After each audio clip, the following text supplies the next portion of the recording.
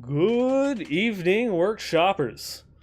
Here we are with another episode of Westmarch Workshop, episode 147, season 15 on deck. I am Nineball, as you probably have guessed, and unfortunately, Leviathan will not be joining us again this week as he is a bit under the weather. Thoughts and prayers? Thoughts and prayers to our good friend Leviathan. May his deeds of valor be remembered. You can always go through, hit him up on social media for updates. But yeah, he is unfortunately down for the count on this one. So as we hope him the best, and we will see about if he has like a PO box where you can send some chicken noodle soup over for him, so that way he can hopefully get better in time, not just for the next episode, but for season 15. Because as we have found out since our last episode, we have the definitive end date and start date for our current season and for the next. So let's go ahead and just jump right in on that one.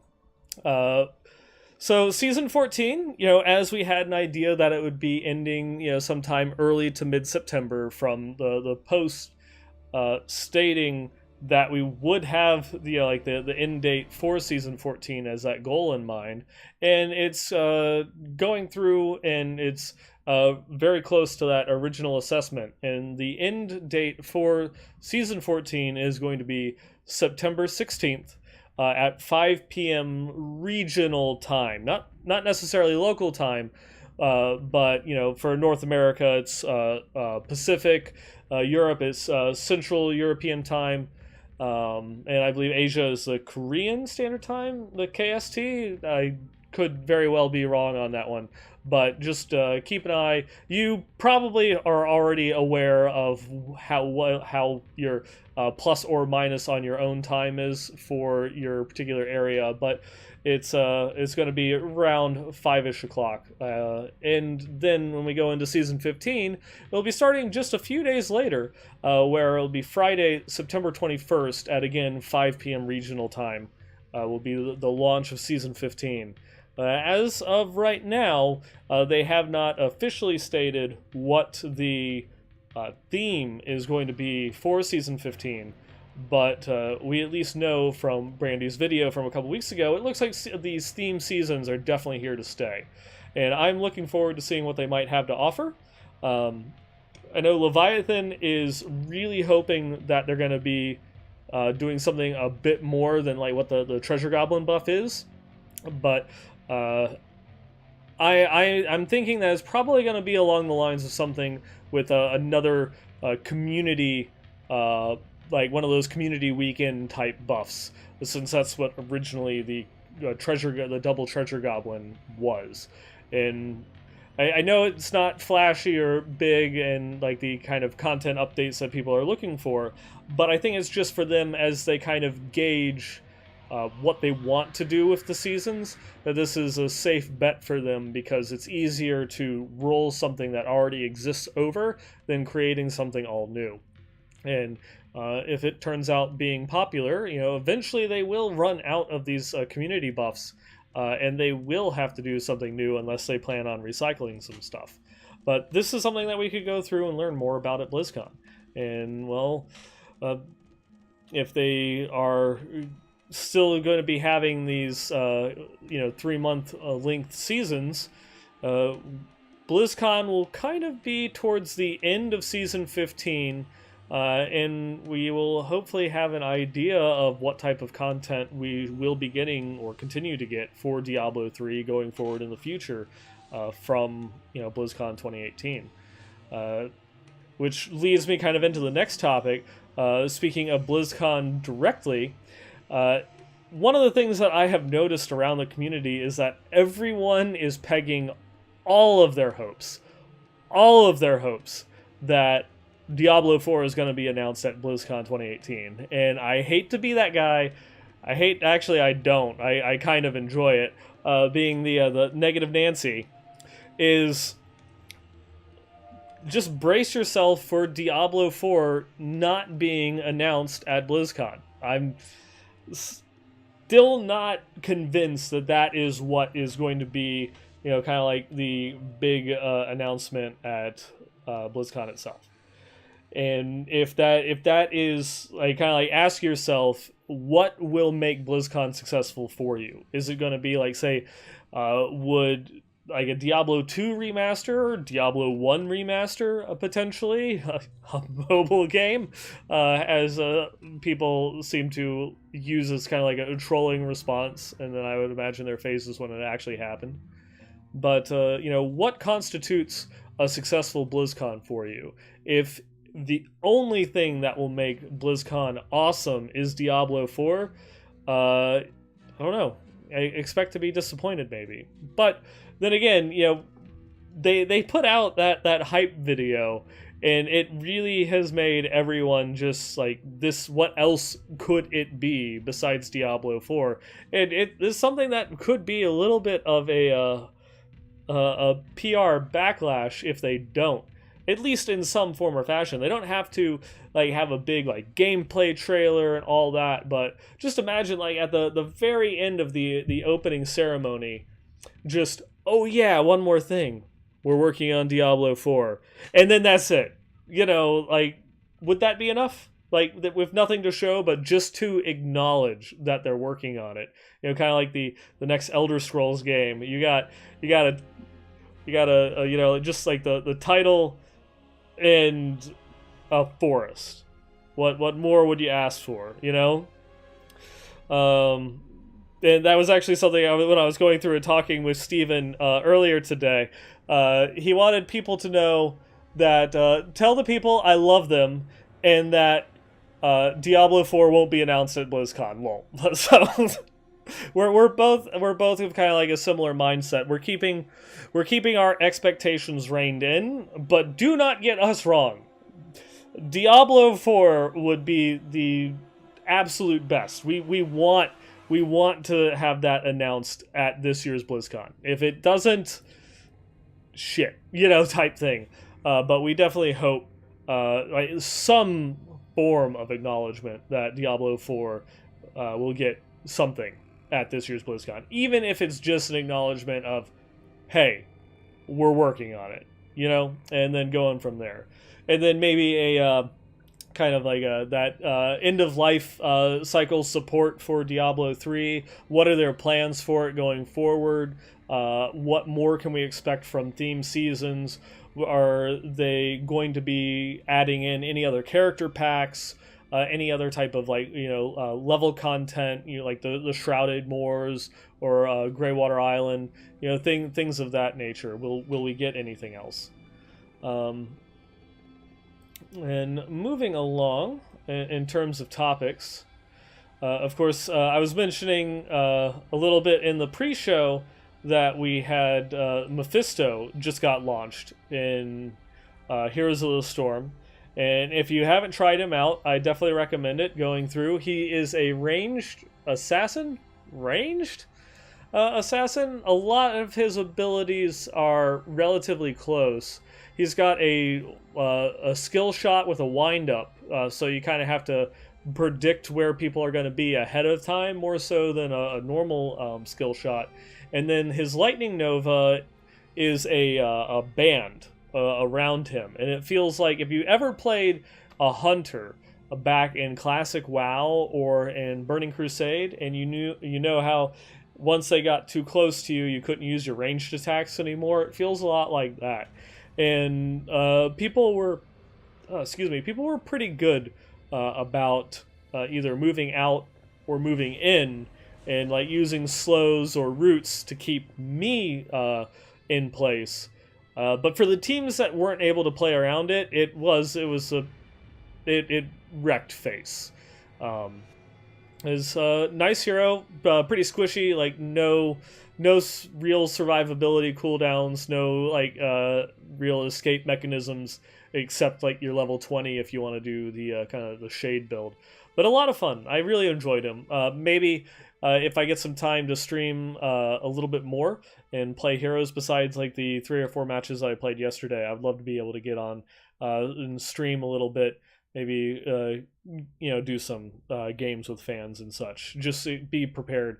A lot of people are playing Mephisto right now. It seems that a lot of people were hyped for this one, which of course it's a Diablo hero. Let's all be honest. The Diablo heroes are the best. When it comes to like watching the HGC, I root for the team that has the most Diablo heroes on it. So that will oftentimes mean I am switching the team that I am rooting for in between matches as they pick and choose the different heroes and such. But it's come on, Diablo heroes are the best heroes. And also going through and speaking of Mephisto himself, there is a little bit, if you're interested in that lore and story type stuff. On Diablo fans, I recently went through and published an article talking about some of the history and some of my thoughts on what could potentially go for the future of Mephisto. And also within that article, a link to a very old stream for the second anniversary of Diablo 3, where we had Brian Kindergan and Leonard Boyarsky talk about some lore and story of the Diablo franchise, and a couple of questions about where it potentially could go. And it's something we've talked about on the show a couple times, of what state the prime evil is in the Black Soulstone. And it was very painful watching that old stream, more so than it normally is listening to myself talk, because I didn't have a beard on that show, so it was just, I don't know. No sir, I don't like it. So it's something to go through, check out. You don't have to click the little YouTube link in order to go and watch that stream. Just take my word for it. You don't need the source of the things that went through and happened there. But it's really cool. You know me and lore. If we have some time, maybe after the episode, we can go and talk a little bit about Mephisto and such. That is always my favorite topic. And just a couple other things that we went through and we found. There was kind of some of the comic trade publications has started coming out, where they have been showing some of the, I guess, potential covers for the new Diablo comic that's coming out. There is the Lilith comic cover that we showed on the last episode, which is not final, and I imagine that the other two ones are probably not final either. But it is interesting that the alternate art covers both feature Crusaders, and what that could potentially mean for some of the characters that are in the story itself. It is, of course, only a 4-part comic, and it's going to be coming the week after BlizzCon's over. I believe it's the November 7th when we'll have the first issue. The last Diablo miniseries, I believe it was monthly, a monthly publication, and we'll probably have all of the details by BlizzCon of what they expect the rollout for the comic itself to be. We'll go and see in the very near future about that one. I'm excited. One, it's more lore and story, but two, it could give us a little bit of an idea of what they have planned for the future. Now, there wasn't a lot that you could really pull from, the previous Diablo comic or novels leading up to the Diablo 3 release, but it gives you a little bit of a hint of some of the things that could happen. And this one, to me, looks a lot like they're going to be introducing Inarius and Lilith as kind of these main characters. We got little sprinklings of them in Diablo 3, a little bit more. We got to actually hear their voices in some of the ancient texts found in Pandemonium Fortress. It could be leading us towards using them as bigger players in the next game. And if they wanted to do something with any type of faction-related PvP content, going through and setting up a Inarius and Lilith would be an interesting way of introducing some factions within Sanctuary of people that might want to, say, not necessarily fight for heaven or hell, but fight for maybe like Narius in keeping the status quo of how Sanctuary is, where how he envisions Sanctuary, or fighting for Lilith because, well, we want to be an army and we're going to go through and kick both Heaven and Hell's ass because we're a bunch of Nephilim badasses. We'll have to see. We'll have to see. One other thing as we go through, I probably should have covered this a little bit earlier, but one of the big things that will also be coming up with the Season 15 launch is Wolfcrier's Level with a Cause.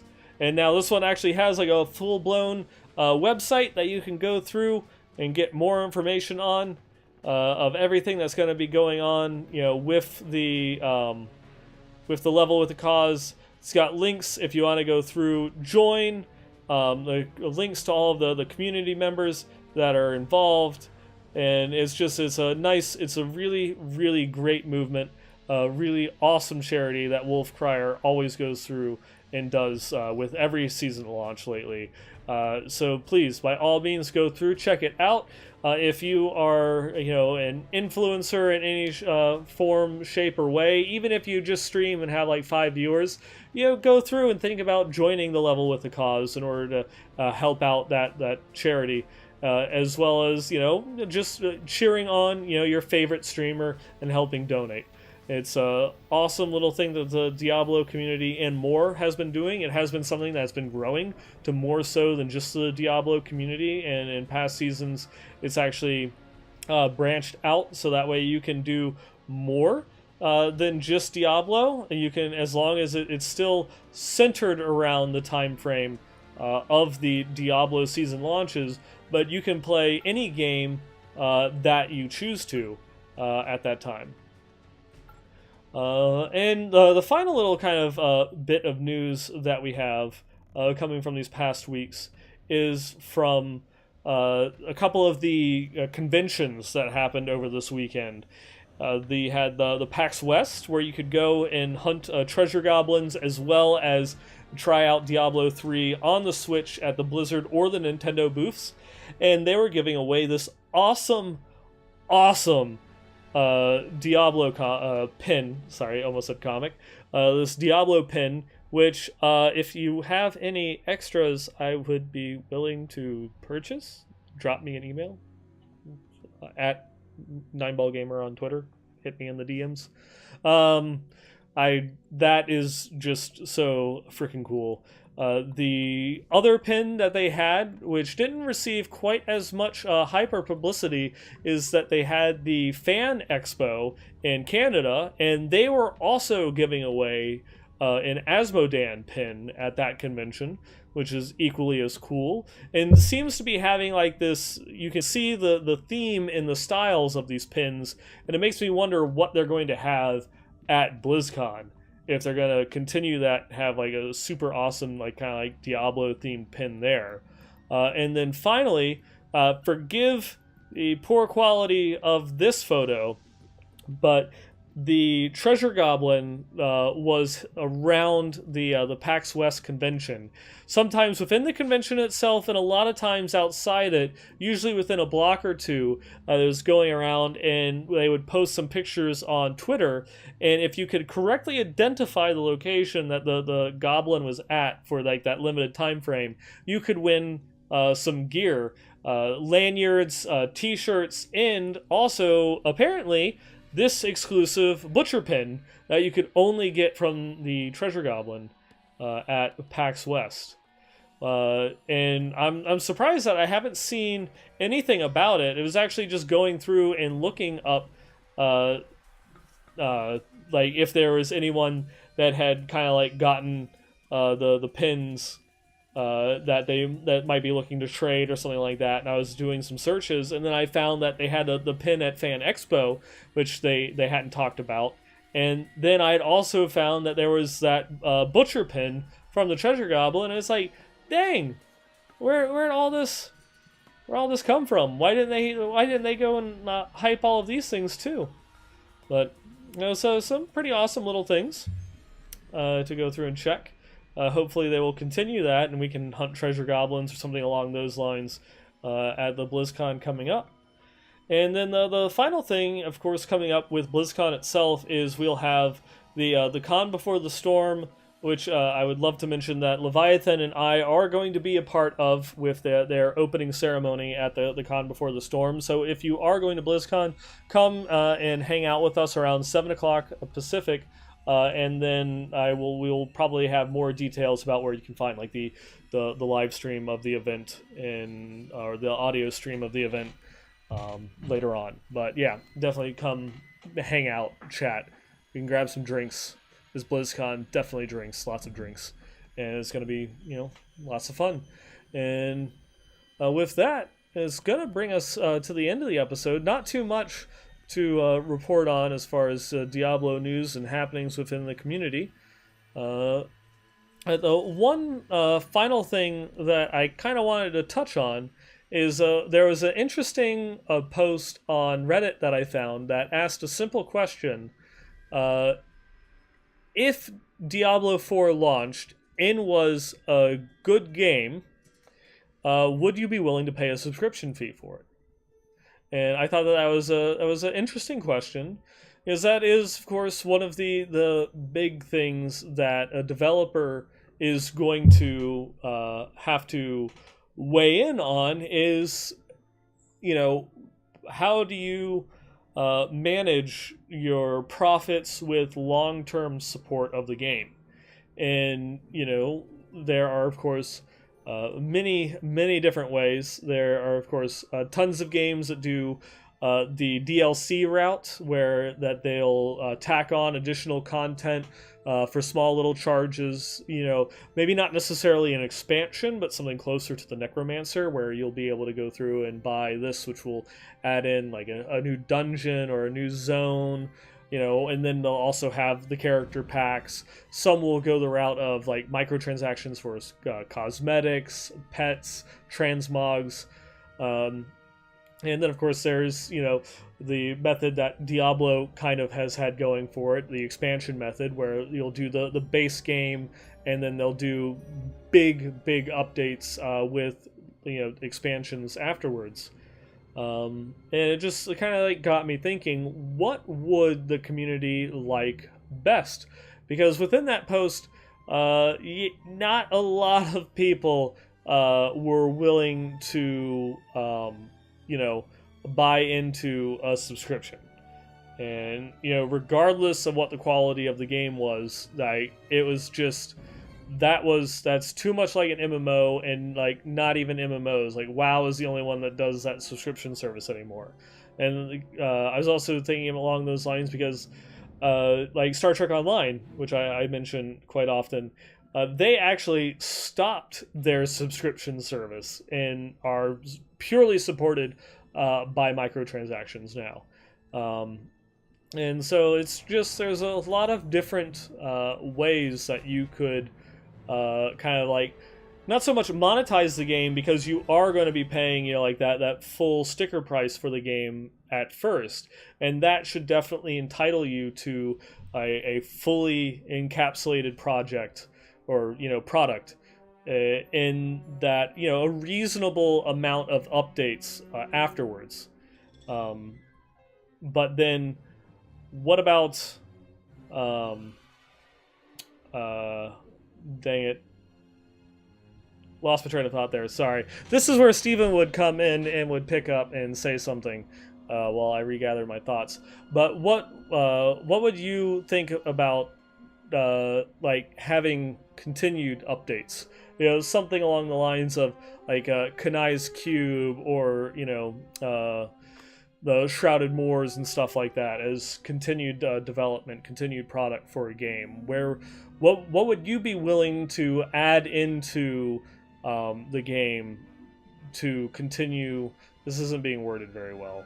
What would be, I guess, your preferred way of continuing to support the development of the title that you enjoy? To continue, like developers support with continued updates, new classes, new items, new sets, and things of that nature. Would as some people are going through and saying in the chat, would you be willing to like pay like say $10 for a stash tab? Is that like the level of support that you'd be willing to do? Would you be willing to buy cosmetic items? Would you be willing to buy like cosmetic pets, pennants, or like a banner update? Something along those lines, something that you feel that you would be justified in spending money on, in terms of not just, of course, giving money to the developers for them to develop the game, but that you're actually getting your money's worth for what you're paying for, along the lines of a stash tab or something like that.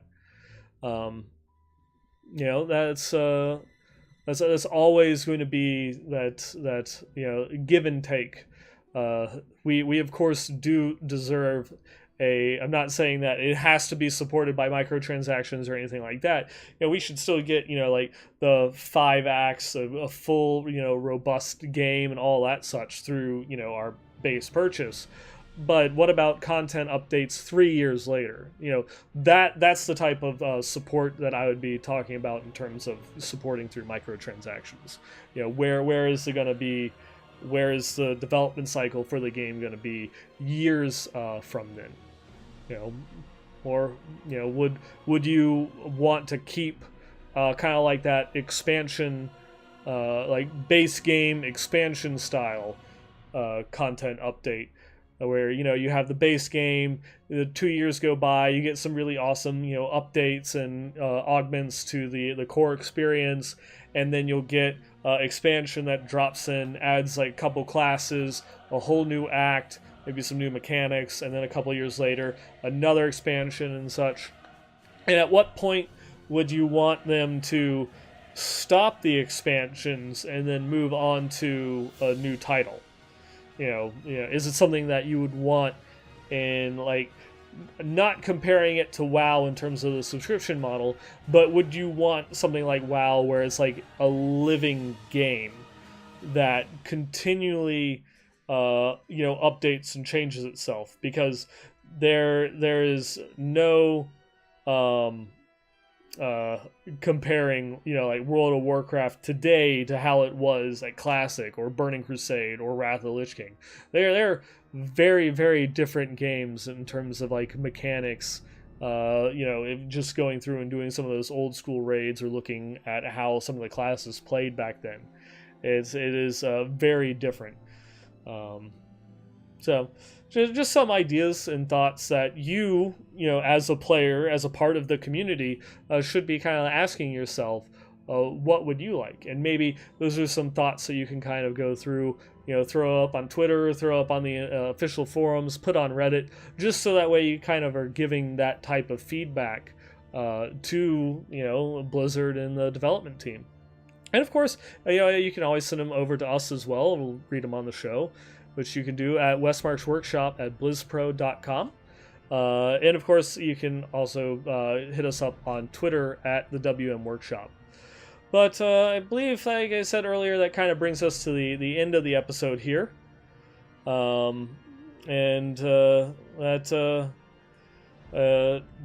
comments on Season 14. I guess I probably should. We mentioned that at the beginning of the episode. But yeah, I hope that your Season 14 goals, that you'll be able to go through and get them done. You only have a little over a week away in order to finish up anything that you were hoping to go and accomplish.